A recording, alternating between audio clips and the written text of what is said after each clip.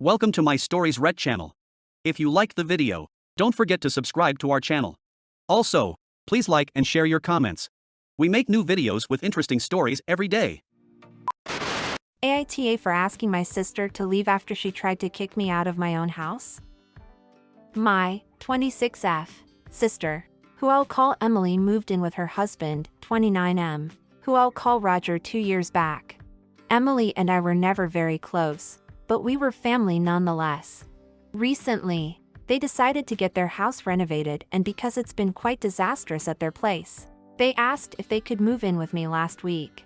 I was a little shocked because we haven't spoken in a while, but I said it would be fine with me. Emily wanted to have a talk. She asked if her and Roger could have the place to themselves on Christmas Day and Christmas Eve. I asked where she thinks I can go. Her response? I don't know. Get a motel. She continued to tell me how I can afford a couple days in a motel and it won't kill me. She told me it's nothing against me. It's just that they have their own traditions and like to spend the holiday together.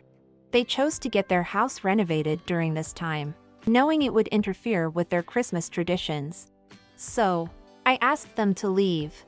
I can't put my life on hold and move out because they want to spend the holiday with each other. They won't be homeless. My parents took them in, but they called me absolutely infuriated because I refused to let them stay, and wouldn't let them enjoy the holiday after all the trouble they went through with the renovations. AITA? Edit. Thank you for the awards and support. I keep seeing the comment. I understand it, but my entire family did turn against me. That sort of thing messes with your head. Thank you nonetheless for all of your help. Verdict. NTA. Update.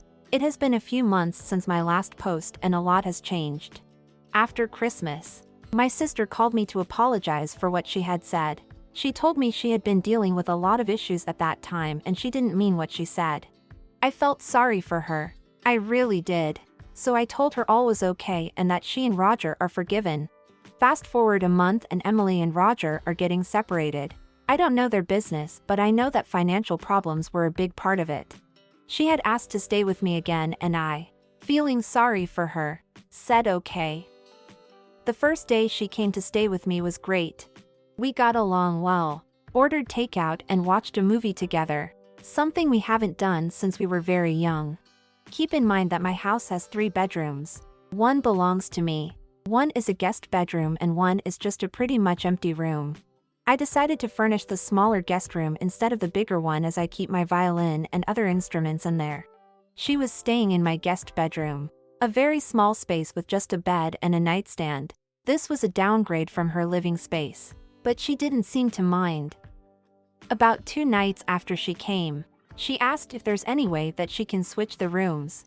Keep in mind that I had no idea how long she was planning on staying, so I didn't think it was a big deal.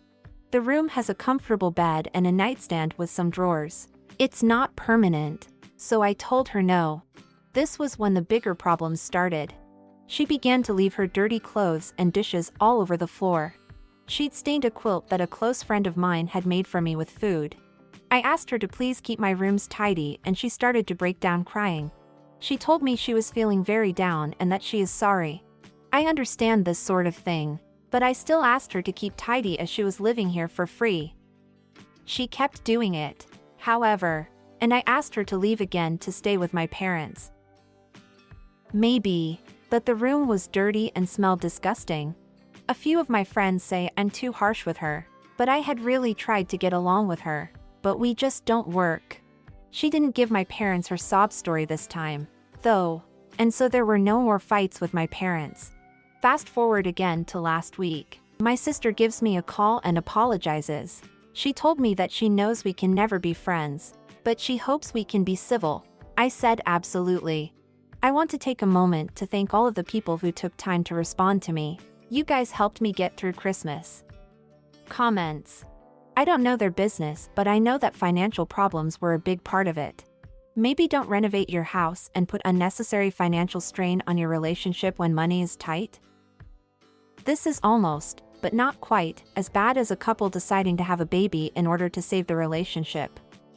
Maybe it wasn't renovations, maybe it was we have to sell. Yeah, That's the only reason somebody would renovate over Christmas. She knew the divorce was coming. Home had to go on the market. So they really had no choice but to get it done. Doesn't excuse her appalling behavior though. But then why did she want to spend Christmas alone with her soon-to-be ex-spouse? All speculations at this point. But if the divorce was not a mutual agreement, maybe sister wanted to try a last-ditch effort to save her couple? Easier to do so in OP's place than they're in renovation house or a hotel room, especially if finances were part of the problem. I'm thinking divorce was not necessarily on the table yet, but they did have to sell. That would make sense, since post that they probably ran out of money, and they got kicked out because of one or both of their entitlement, and things reached a breaking point.